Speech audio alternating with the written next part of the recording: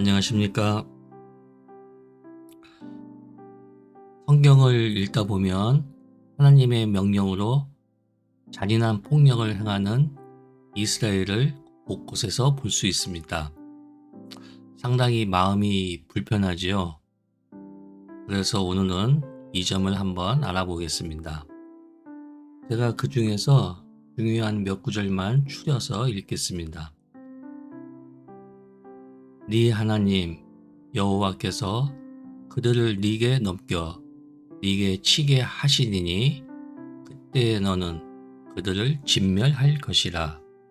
그들과 어떤 언약도 하지 말 것이요 그들을 불쌍히 여기지도 말 것이며 그때에 우리가 그의 모든 성읍을 점령하고 그의 각 성읍을 그 남녀와 유아와 함께 하나도 남기지 아니하고 진멸하였고 우리가 헤스본 왕 시온에게 행한 것 같이 그 성읍들을 멸망시키되 각 성읍의 남녀와 유아를 멸망시켰으나 네 하나님 여호와께서 그 성읍을 네 손에 넘기시거든 너는 칼날로 그 안의 남자를 다 쳐 죽이고 너는 오직 여자들과 유아들과 가축들과 성읍 가운데에 있는 모든 것을 너를 위하여 탈취물로 삼을 것이며 너는 네 하나님 여호와께서 네게 주신 적군에게서 빼앗은 것을 먹을지니. 어떻게 생각하십니까? 저는 받아들이기 힘들었습니다. 차라리 신앙을 포기하지 이런 신을 섬길 수는 없다고 생각했죠. 그나마 근거로 삼는 구절이 다음과 같이 있기는 있습니다. 신명기 7장 4절과 20장 18절에 보면 그가 네 아들을 유혹하여 그가 여호와를 떠나고 다른 신들을 섬기게 하므로 여호와께서 너희에게 진노하사 갑자기 너희를 멸하실 것임이니라. 이는 그들이 그 신들에게 행하는 모든 가증한 일을 너희에게 가르쳐 본받게 하여 너희가 너희의 하나님 여호와께 범죄하게 할까 함이니라.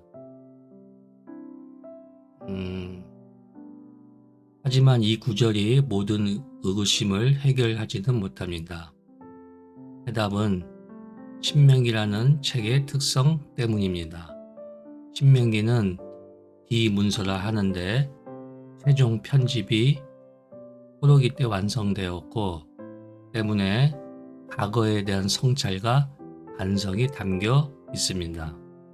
물론 신명기 안에는 모세 때의 이야기도 담겨 있습니다.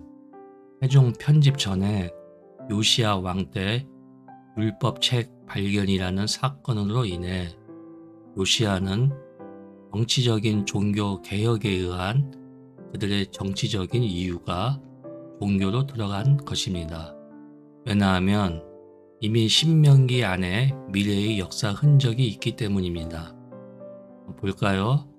신명기 28장 63절 64절과 29장 28절을 읽겠습니다. 여호와께서 너희에게 선을 행하시고 너희를 번성하게 하시기를 기뻐하시던 것 같이 이제는 여호와께서 너희를 망하게 하시며 멸하시기를 기뻐하시리니 너희가 들어가 차지할 땅에서 뽑힐 것이요 여호와께서 너를 땅 이 끝에서 저 끝까지 만민 중에 흩으시리니 네가 그곳에서 너와 네 조상들이 알지 못하던 목석 우상을 섬길 것이라. 여호와께서 또 진노와 격분과 크게 통한하심으로 그들을 이 땅에서 뽑아내사 다른 나라에 내던지심이 오늘과 같다 하리라. 이 본문에서 남유다가 바벨론에게 멸망당한 역사적 사건을 기술하고 있다는 것을 알 수 있습니다. 이 본문에서 포로기 때 최종 편집되었다는 것을 눈치챘나요? 그렇습니다. 신명기계 사가의 반성과 성찰이 담겨 있는 고백적 언어가 하나님의 말씀으로 기록되어 있는 것입니다. 그리고 신명기 사가의 의도가 담겨 있는 것이죠. 따라서 그 의도를 알면 더 폭력적인 구절을 큰 오해 없이 이해할 수 있을 것입니다. 이런 이유로 하나님의 말씀을 무작정 따르는 것을 문자주의라 하며 본문을 해석하지 않고는 그 본질을 보기 어렵기 때문에 이성, 생각을 필요로 하는 것입니다. 저는 극히 일부분의 구절을 가지고 역사적으로는 십자군 전쟁이라는 만행을 기독교가 저질렀고 지금도 여전히 교회 안에서 선민 사상에 빠져 타 종교를 비방하는 짓을 합니다. 성경 말씀을 전하는 건지 아니면 구절 장사를 하는 건지 도대체 알 수가 없습니다. 여호수아에서 태양아 멈추라 할 때 태양이 멈춘다고 믿는 사람은 분명 없을 것입니다. 태양아 멈추라, 이 말이 의미, 본질이 무엇인지 깨닫는 것이 신앙입니다. 하나님이 나의 문제를 해결해 준다는 망상에서 빠져나오십시오. 신앙이란 부조리한 현실 속에서도 살아가는 또 다른 방법입니다. 그것이 복음이고 하나님 나라 천국이란 말입니다. 창조주 하나님은 자신의 창조 세계가 인간에 의해 망가진 것을 회복하는 것을 목적으로 하십니다. 그 일을 예수님이 성취했다는 것이고 하나님 나라가 가까이 왔다, 이렇게 선포하신 것이죠. 그래서 예수님은 하나님 나라의 왕이시고 지금도 통치하시는 겁니다. 이미 왔지만 아직 완성은 아닌 그 완성은 예수님의 재림 때 이루어질 것입니다. 이 완성이 요한계시록에서 말하는 새 하늘 새 땅, 새 창조입니다. 즉 창조의 회복이 새 창조라는 것입니다. 성경은 시작부터 하나님 나라로 시작해서 하나님 나라로 끝나는 것입니다. 이사야 65장 17절에서 25절을 보면 새 창조, 하나님 나라에 대한 비전을 제시합니다. 제가 읽겠습니다. 보아라, 내가 새 하늘과 새 땅을 창조할 것이니 이전 것들은 기억되거나 마음에 떠오르거나 하지 않을 것이다.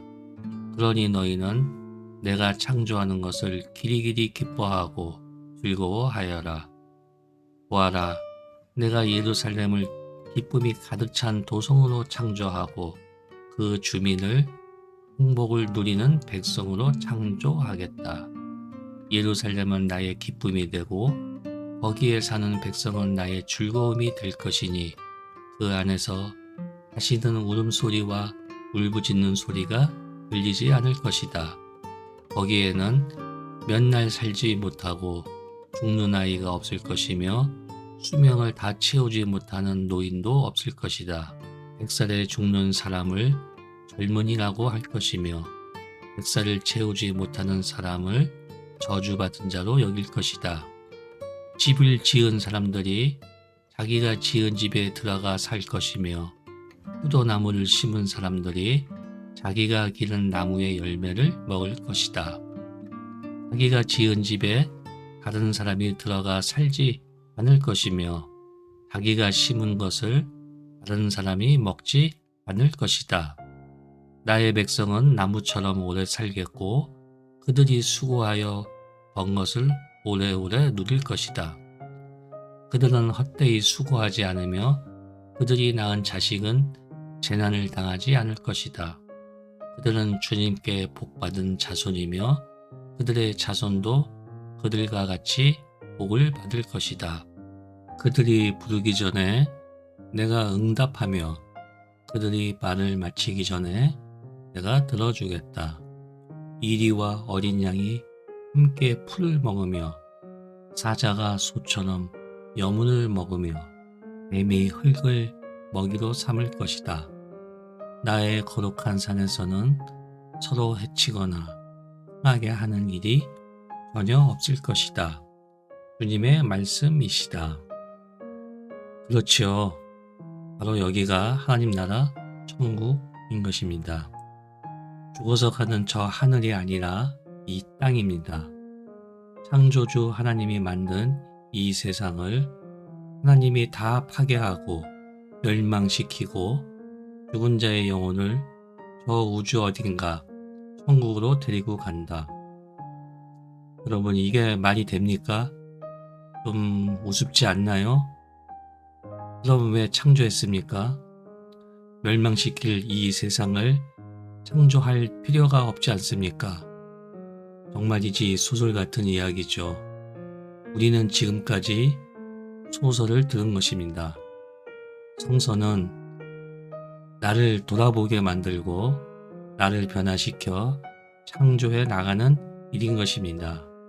이 일을 삼위일체 하나님이 이끌어가는 것입니다. 그래서 나뿐만 아니라 궁극의 하나님 나라 완성을 소망하는 것입니다. 성서는 철저히 이 땅에서 부조리하고 팍팍한 세상이지만 또 외롭고 고달프지만 좌절하지 않고 생명을 향해 그리스도의 정신을 품으며 진정한 자유를 찾아 하나님 나라 백성으로 살아내는 것입니다. 마치겠습니다. 감사합니다.